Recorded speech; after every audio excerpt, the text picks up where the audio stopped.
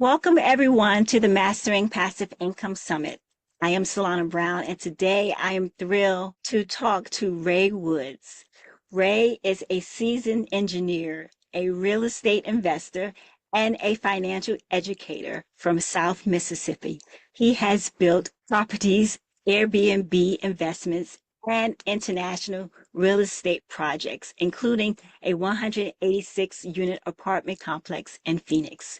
Through his brand, Ray Woods Money Mastery, he helps high income professionals build strong financial foundations, leverage credit, and create pathways to generational wealth.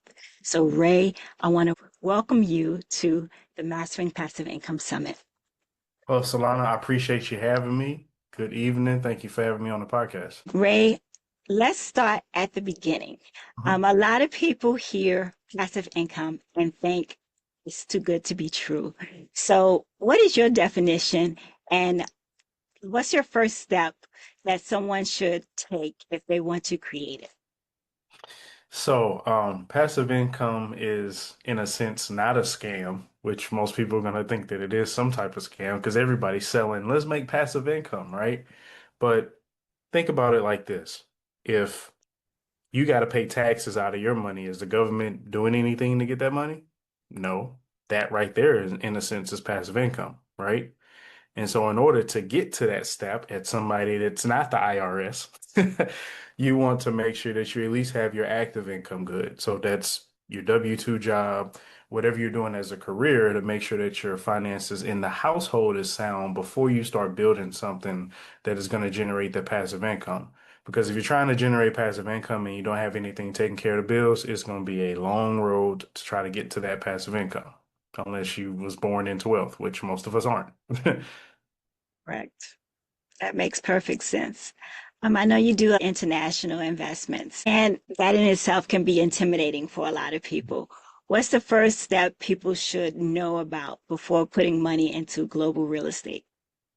So first thing you need to do, and I'll kind of let's kind of back up a little bit, right? So we closed on, this is actually the first international property in Dominican Republic, Punta Cana.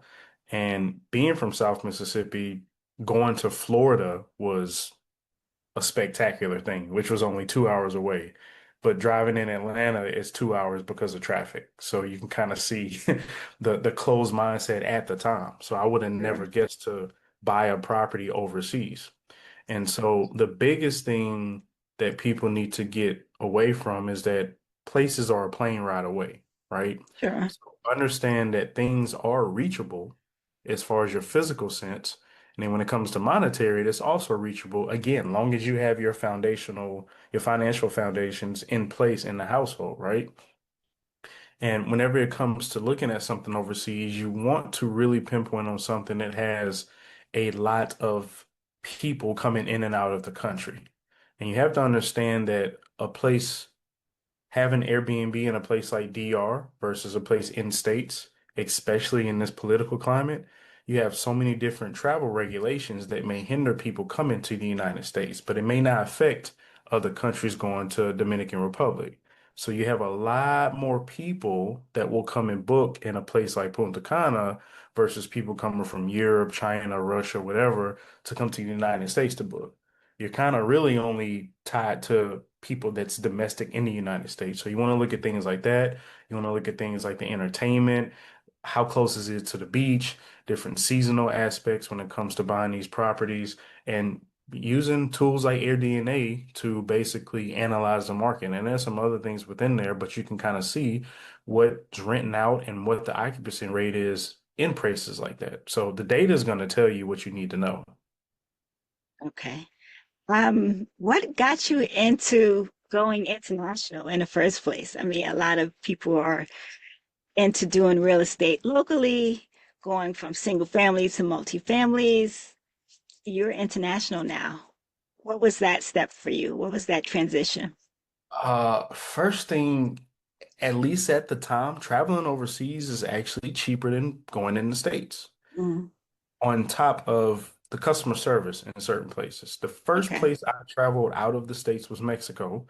I went to Cancun. Actually, it was Bahamas first and then Cancun. But Cancun is where I stayed at all inclusive. And so being able to see how far the dollar goes in those countries, I was like, man, is things just very expensive over here in the States? Like, what's going on? I can come to Dominican and buy a brand new home for 200,000, and over here, 200,000 to probably get you a shed and maybe some rope. And so it's like I started realizing that what was going on in America or what was being told to us was a facade in a sense. Now, yes, there's case by case basis and there's different variables and things change. But for the most part, I started seeing not only the livelihood of being overseas is different than being in the States, also the food is one thing. I don't have any issues health-wise with food. You definitely lose weight a lot faster. So I said, Mhm. man, maybe I should start looking at moving overseas eventually, which is still in the thing, right? In my mind. The other piece to that is I have a partner that I do Airbnb here with in Atlanta, and he has a property out in Dominican Republic. And he Okay. stated that his expense ratio is extremely low. What I mean by that, you can generate about $5,000 in revenue here in the States. Again, it's all market variable. In Atlanta, for example, you could generate 5,000 and you probably only take home maybe anywhere between 700 to $1,000. Over there in Dominican, his expense ratio is less than 15%. So he can bring in 5,000 and keep most of that, over half Wow. of that. And depending on what property you get, the property me and my team got was brand new. So obviously maintenance costs are down. You don't have to worry about any type of crazy repairs. All you paying for is the utilities and things of that nature and the cleaners and stuff like that. And if you got a management team, the management fee. But other than that, you're not paying a lot in the expenses. So you keep most of your money versus here, you're working basically a 9 to 5 Mhm.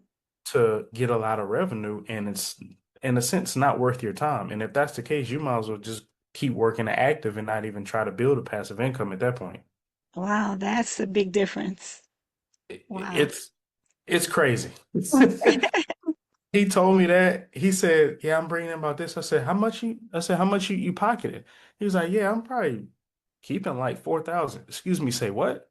He said, "So your expense is $1,000?" He was like, "Sometimes it's a little less." I said, "Man, sign me up." Yes. Sign me up, right? Wow.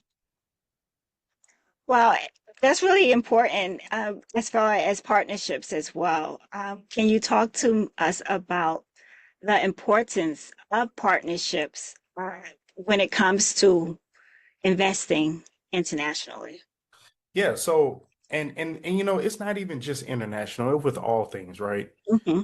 Having good partners and just good people on your team of all walks of life is very important because for those who want to build passive income, good luck trying to build it on your own. And I like to live by this motto. I'm strategically lazy. I don't want to do nothing. I want to be able to enjoy life, jump on summits like the one that you invited me to here, and be able to just educate and spread the knowledge to others so then they can get to the point where they can enjoy their life and not have to worry about working all the time. You know what I mean? Sure. And so building these partnerships and these relationships and really being open with yourself and being true to yourself and finding other people that's like that. And what I mean by that is where you are good and bad at. You know how to take accountability for things. If you have a team of those people, then the dynamic works very well in there. You don't want to get with anybody that's always trying to push the blame on somebody else, always trying to make excuses for something. Take accountability because that Sure. person that's doing that, that's going to be a recipe for disaster later in the partnership, right? And so, you want to find people that based on the business model that you're doing and for international investing, for example, I'm the person that's the numbers guy. My background is engineering, so I do a lot of the market analysis. I do a lot of the underwriting. We have somebody else that's good at interior designing. We have another person that's good with relationship building. We have another person that's good with bringing some capital to the table. Everybody and somebody's good with project management. So everybody's good in some. Strengths. And so Hmm. you bring these together and you got a power team at that point. Exactly. I love that. That's really important. It's powerful to have that winning team, everybody Yeah, with their own you gotta strengths. have people. The biggest thing is accountability because there's so many people that get into partnerships that they go south, somebody steals money, somebody lies about something, now you're in a lawsuit and now you're dealing with this, Hmm. this person, you gotta go through there. And you're gonna come across those people. I think it's a matter of once you truly understand people and not just yourself, then you can kind of see where things may go. Still protect yourself, but make sure that you are around those people that are true to themselves and not somebody that is just walking around being fake. Indeed. Okay. So now let's talk about, I guess, domestic versus international when it Mhm. comes to passive income opportunities. If is there a difference between the US and overseas when it comes to the opportunities? Yeah, there is a pretty big difference. So, in a sense, the business model is the same, right? Hmm. You're still getting the property, you're setting it up to be listed on whatever short-term rental platform you're using or mid-term rental platform. You're still renting it out short or mid-term to get the cash flow. But you do have different policies at play. You do have different, the process is different when it comes to capitalizing on these projects. And the biggest thing overseas is if you're not a dual citizen, it is a pain in the ass. Mm, It okay. was extremely difficult for us not being a dual citizen. Nobody on our team is a dual citizen to be able to get a loan from the bank because initially we was told that we would come down with about 20%. It was 40. Okay. And so when you have, and we went through multiple banks, we talked to multiple different lenders, and the policy just won't allow it for that particular country. I would be confident enough to say that it will apply to multiple other countries too. That if you're not a dual citizen, it's very difficult. And the biggest thing there is, yes, relationships kind of plays a part, right, too. But relationships in the sense of Sure. make sure that it will be ideal to find somebody that speaks a different language because it Okay. does build rapport a lot faster. Sure. And for DR Spanish speaking, my Spanish is little, mi español poquito. I kind of pick it up a Hmm. little. But having somebody on your team that is like that, or at least somebody in your network that can translate, you can kind of Sure. build that rapport faster. And that relationship is different because you kind of close the language barrier. Not necessarily, oh, I meet somebody here in the States and we connect. No, this is different than just connecting. That language barrier is a big thing when it comes to working with foreigners, right? And Certainly. and also I would say you got the citizenship, you got the language barrier, and then making sure you have a good attorney because you can get attorneys over here in the States and they can only do so much from here to the other side, right? In a sense, they really can't do anything. But the attorneys over there, you want to make sure that when you find an attorney, that attorney actually vets out the people that you're doing business with. And our Okay. attorney does that. Not every attorney offers a service like that. And so finding an attorney that actually vets out the company, vets out the banks, vets out the agents, vets out all of that is very critical to make sure that there's no faulty business being done between you and whoever you're buying the property from. That's like the three biggest things that we've Uh, seen throughout this process. yeah, that's perfect. And that really goes into the risk. Like, what risk have you seen, and how do you protect yourself against it? Hmm. Mhm. Yeah, Wow. risk always plays in any investment, right? And this where the underwriting comes into play. And Hmm. so whenever me, for example, whenever I underwrite properties, I'm very conservative with numbers, Okay. especially when you're putting up five figures, six figures of anybody's capital, whether it be yours or somebody else's, to get some type of return from that. You want to make sure that worst case scenario, you still make money or at least take care of the bills. Hmm. And I give an example. We would have to be for this particular property, if we was 40, I believe it was 40 or 45% occupied, that's like your break even point. Okay. Mind you, average occupancy is over 60 using the data of doing the underwriting over there in that particular part of Punta Cana. So I'm pretty sure we can get over 50% occupancy. Hmm. Now I can say that, but disclaimer is investing's risky. You look at Sure. it conservative. I'm not telling you we're going to get 60 every single time, but break even is 40. So we at least need to get, a week or so booked, and then we could take care of all expenses and we still get to keep the asset that's going to build us equity over time. And so that's like the calculated risk that you have in play. And also Okay. you have putting in reserves and making sure that you have money to cover the mortgage, you have money to cover any uncertainty that happens, and kind of putting a buffer into place. And I think people should do that whenever it comes to their active income on that path to passive income. Too many Okay. people want to quit their job, but they maybe only have 2 months, 3 months of savings. That savings only covers their household. It doesn't cover the expenses because the guru's not going to tell you, they're going to tell you to quit your job and you can make this in 90 days. No, the hell you can't. Okay. The market's crazy. You don't know what's going to happen. You can't predict anything. If you're not built on wealth, if you didn't come from wealth, I say a year of personal expenses stacked away and some money stacked away to take care of the business, the expenses, or anything else you got to pay for. That will mitigate your risk a lot when Okay. it comes to investing, going to that passive route. Certainly. Okay, great. Totally agree. You definitely need that buffer there. You build income through multifamily and short-term rentals. Why do these property types work so well for passive income? So for short-term rental, we kind of had to pivot, right? Because short-term rental was in a sense a fad type of thing at the Okay. time. And whenever COVID hit, not many people was renting out. And so we kind of shifted over to midterm rental and we got a lot of revenue because of traveling nurses.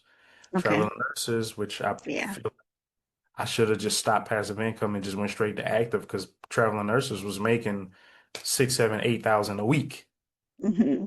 And Okay. so we switched over to midterm, and then we ended up getting the traveling nurses there. And then when COVID settled down, we stayed in midterm because we saw that we can actually keep more of the proceeds instead of having so much turnover in short term, right? Makes And that sense. went with insurance clients, construction clients, other corporate clients that stayed longer periods of time. And I'm talking months on end, like 2, 3 months, 4 months, what have you.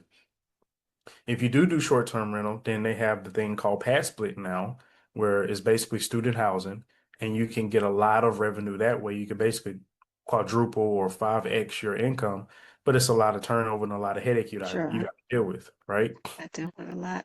And when it comes to the multifamily, the midterm for Airbnb is scalable and it is consistent based on the clients that we get. The insurance or construction clients is consistent, right? Instead of so much fluctuation. You're going to fluctuate a little bit, but it's a little more consistent versus the short term. You may get a 3 night here and then it's 2 week skip, and you may get a 2 night here, or you may have a busy season, et cetera, et cetera.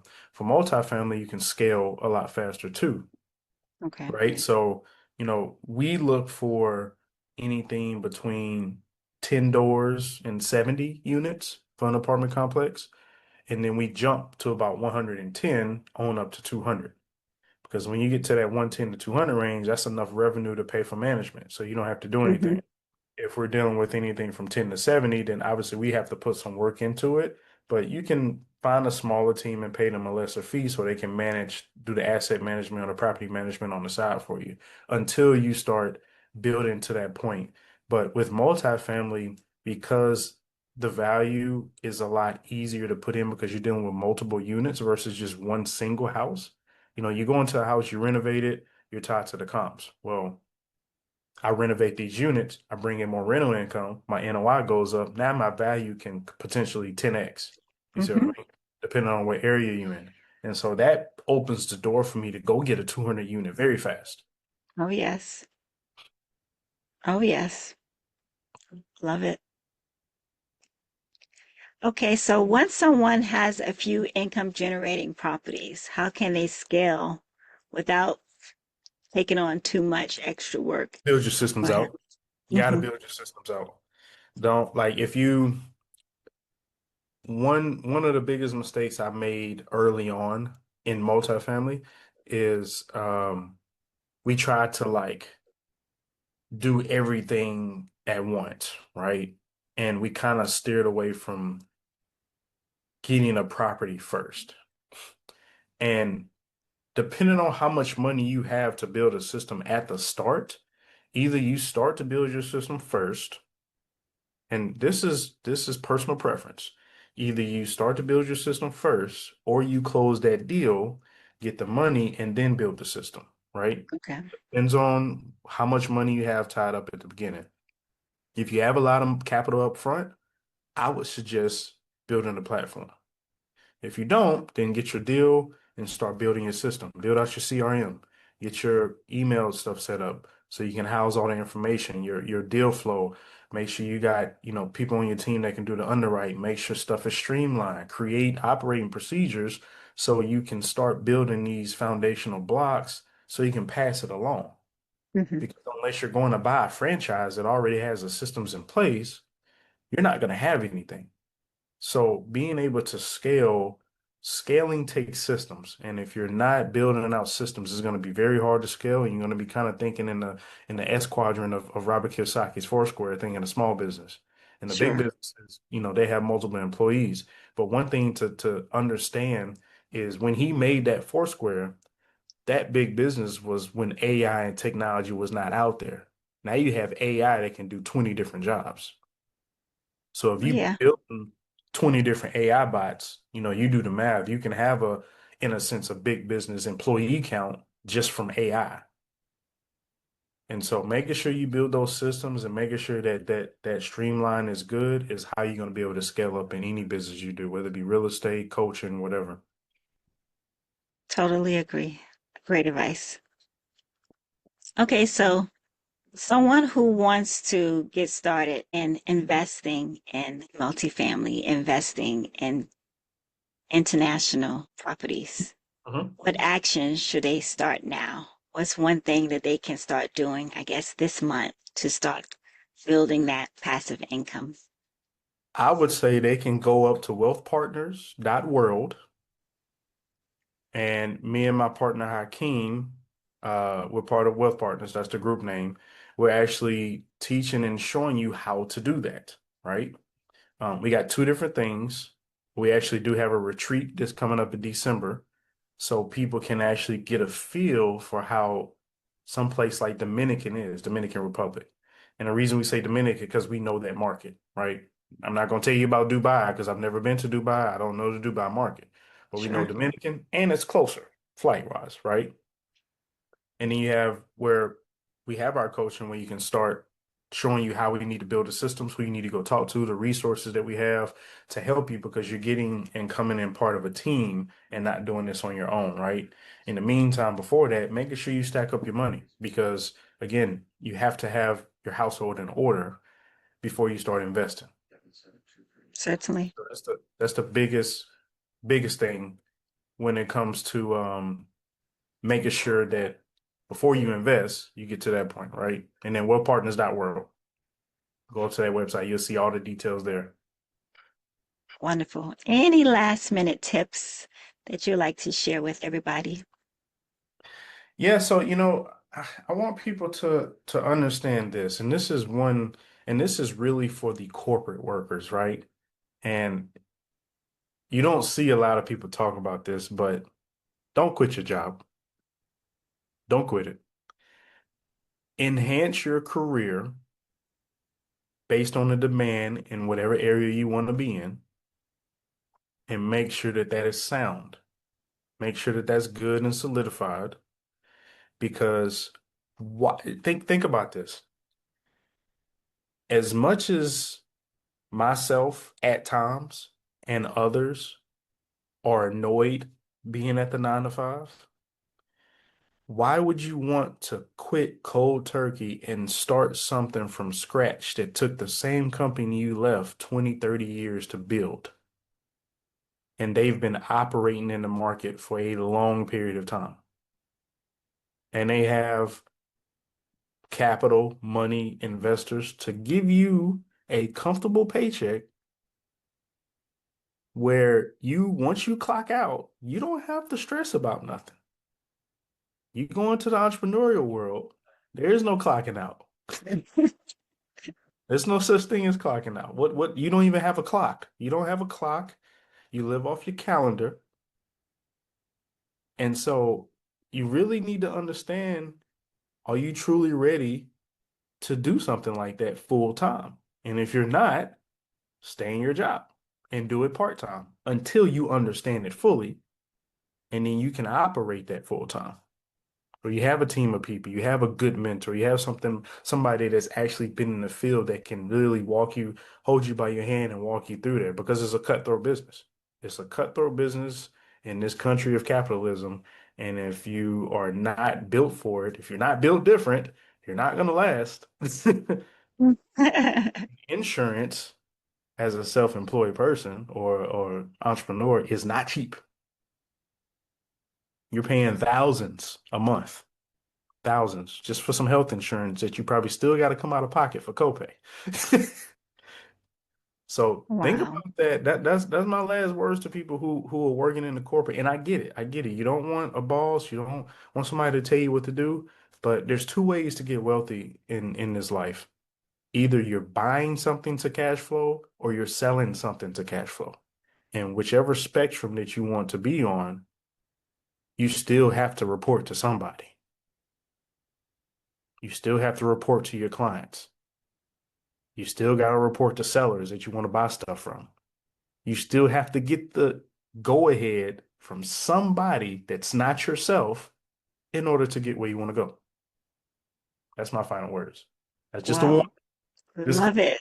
I Thank appreciate all those golden nuggets, all those gems. This has been incredible. Thank you so very much for making this so accessible from global real estate to emphasizing the importance of relationships and smart risk management. So we appreciate you being on the summit.